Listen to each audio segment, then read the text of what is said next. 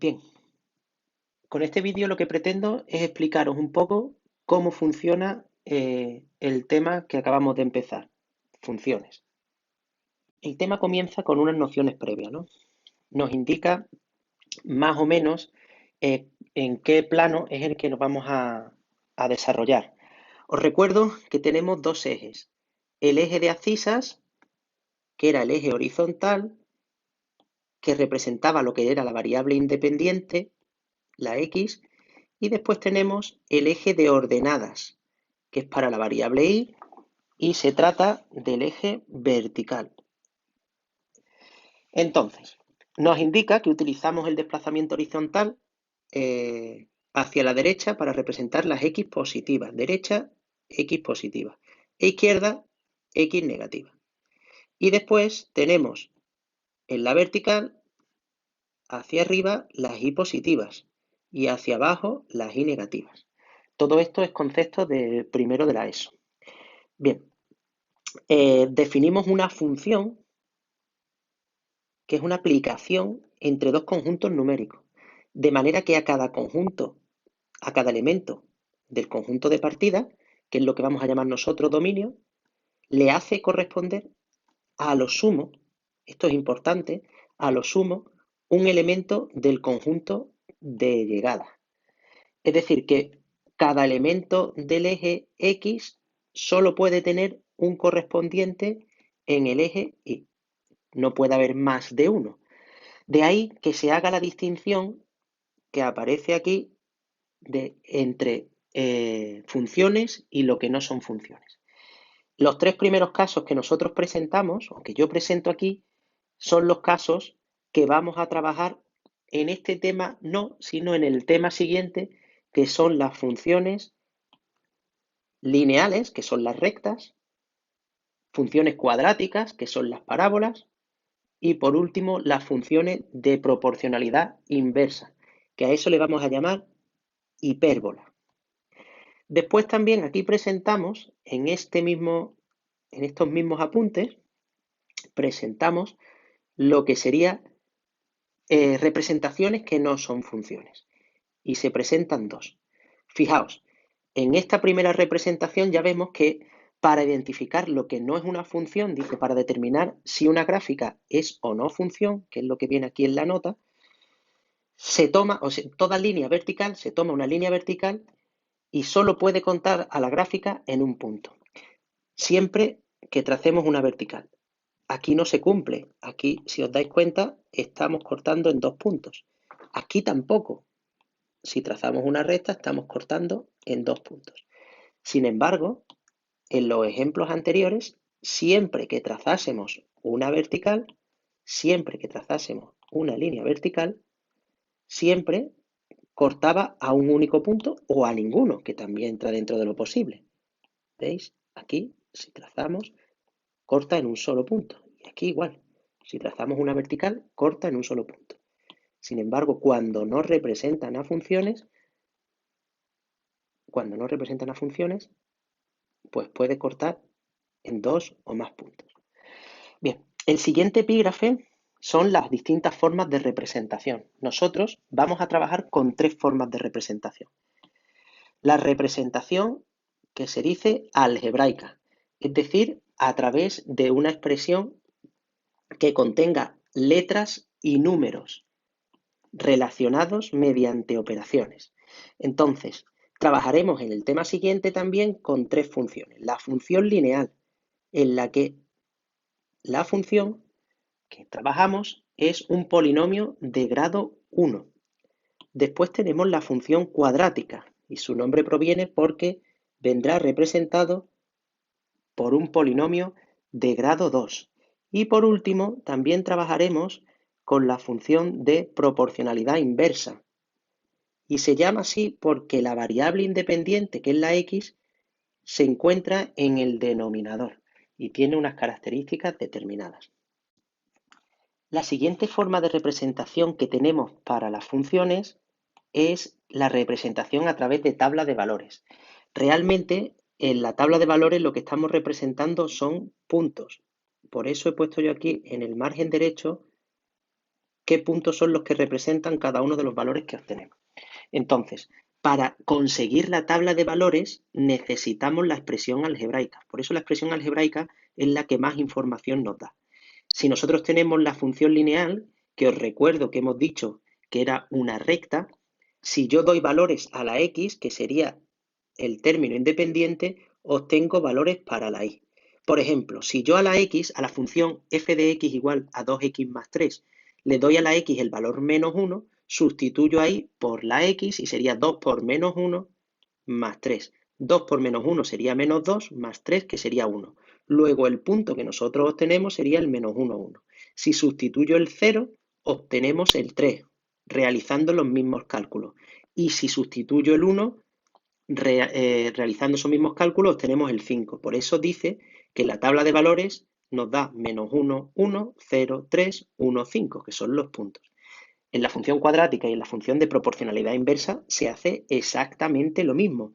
Nosotros para obtener una tabla de valores, una serie de puntos, lo único que tengo que darle son valores a la x y en la expresión algebraica sustituyo la x por esos valores y obtengo un valor para la y.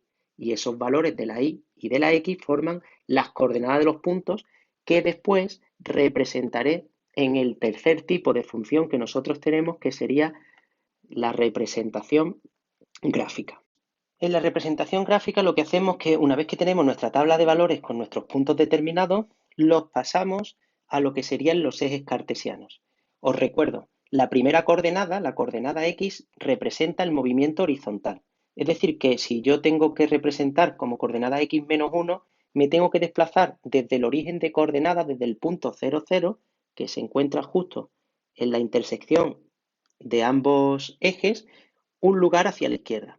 Y como el menos 1 le corresponde el valor 1, pues para la y, perdón, entonces eso significa que el desplazamiento vertical me tendría que mover hacia arriba otro lugar. En el 0, 3, el 0 significa movimiento horizontal, no me muevo ni hacia la izquierda ni hacia la derecha. Luego el 3, en la coordenada y, significa que me muevo 3 lugares hacia arriba.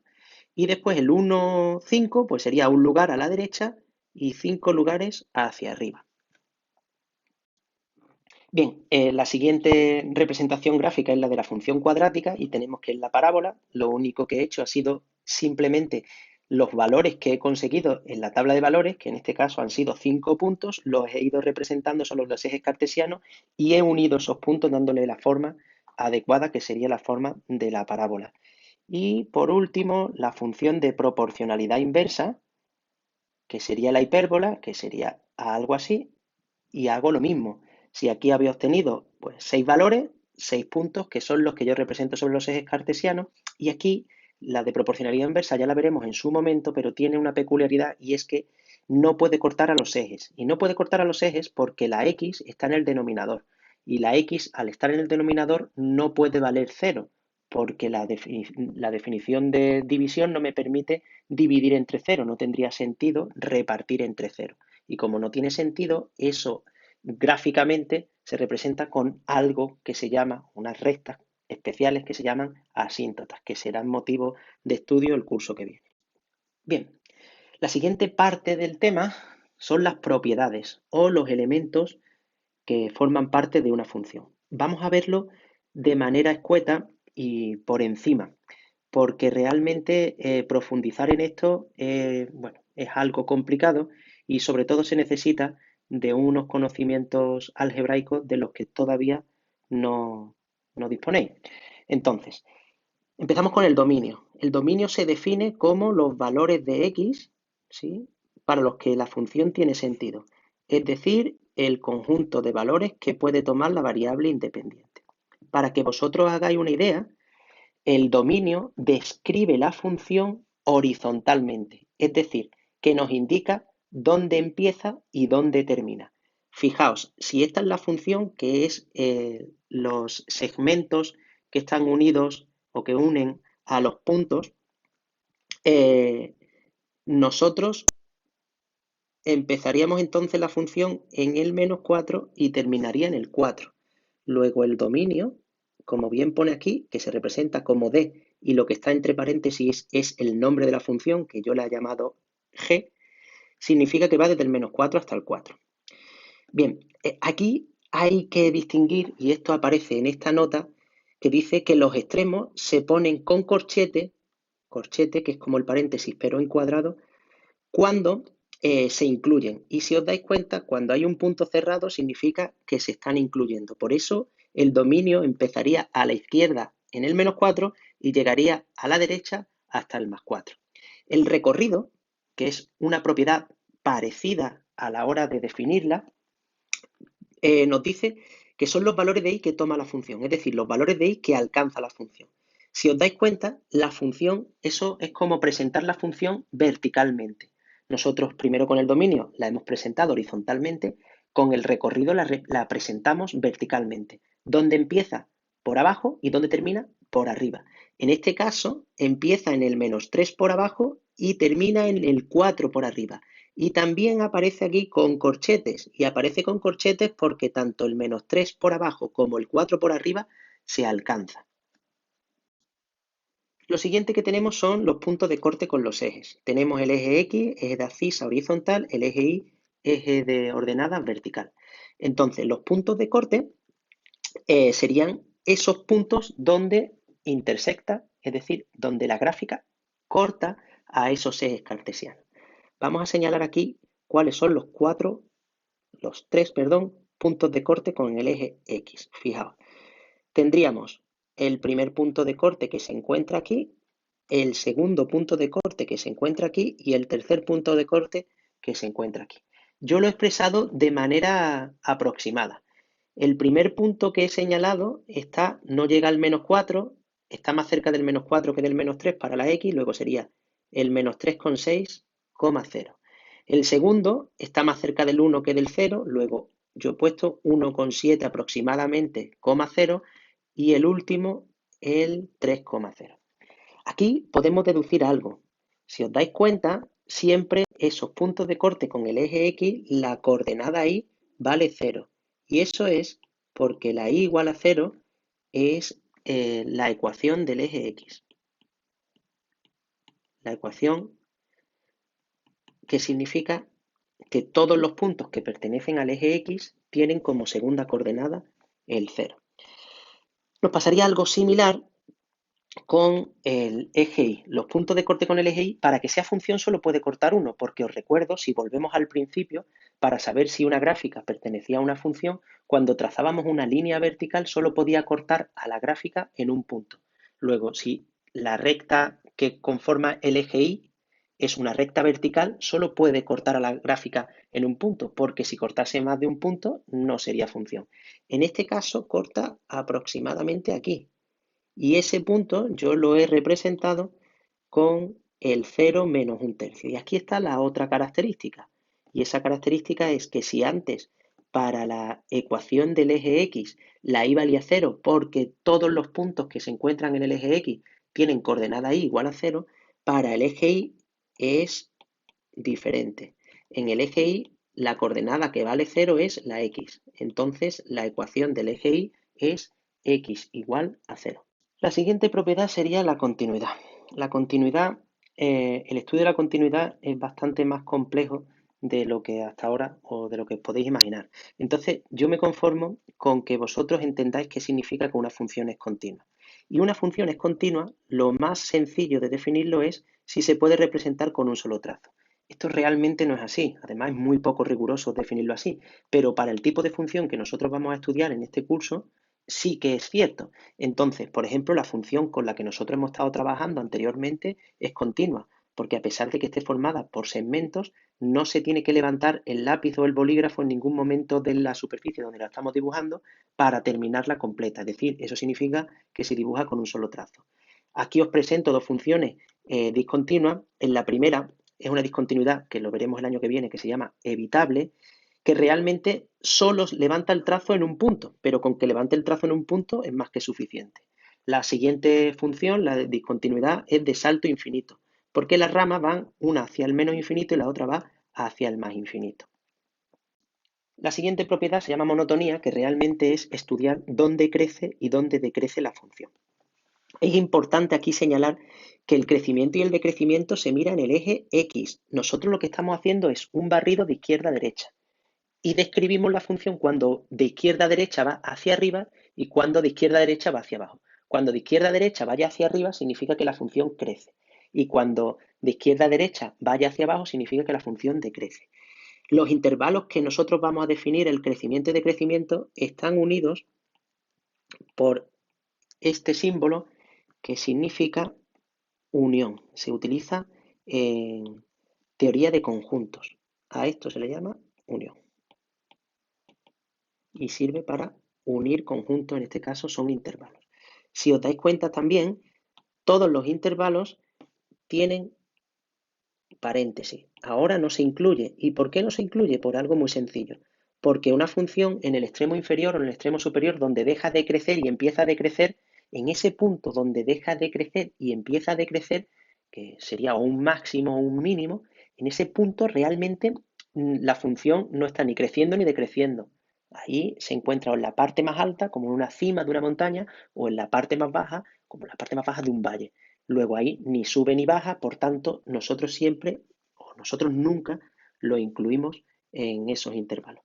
Vamos a ver gráficamente por qué eso es así. Mirad, en esta función, fijaos, desde el -4 hasta el -3, la función va justo hacia abajo. Después tenemos que desde el -3 hasta el 2, la función en distinta inclinación, pero va siempre hacia arriba. Desde el 2 hasta el 3, de nuevo va hacia abajo. Y desde el 3 hasta el 4, de nuevo va hacia arriba. Entonces crece desde el -3 hasta el 2 y desde el 3 hasta el 4 y decrece desde el -4 hasta el -3 y del 2 hasta el 3, que es como se señala en los apuntes. Los últimos elementos que nosotros vamos a estudiar en las funciones se llaman extremos, que son los máximos y mínimos que pueden ser absolutos y relativos. El máximo absoluto se define como el punto más alto de la gráfica.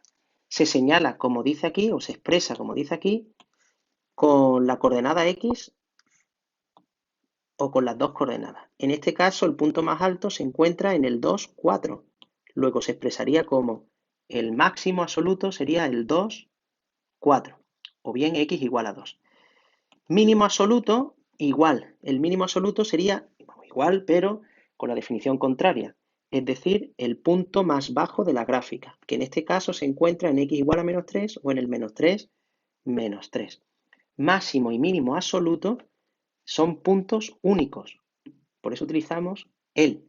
No puede haber dos máximos absolutos y dos mínimos absolutos. Si nos encontramos con dos puntos más altos en la gráfica, dejan de ser absolutos y pasan a ser relativos. Hablamos de máximo relativo, que es el punto más alto en un cierto entorno. Sin ser el mayor de todos, es el más alto y alrededor de él no hay ninguno más alto. Por ejemplo, en esa gráfica sería en el -4, 2, o en x igual a -4 y en el 4, 2. Y para el mínimo relativo, pues pasaría algo parecido. Sería el menor número, el menor valor, el menor punto, perdón, el punto más bajo en un cierto entorno, que aquí se encuentra justo en el 3, 0.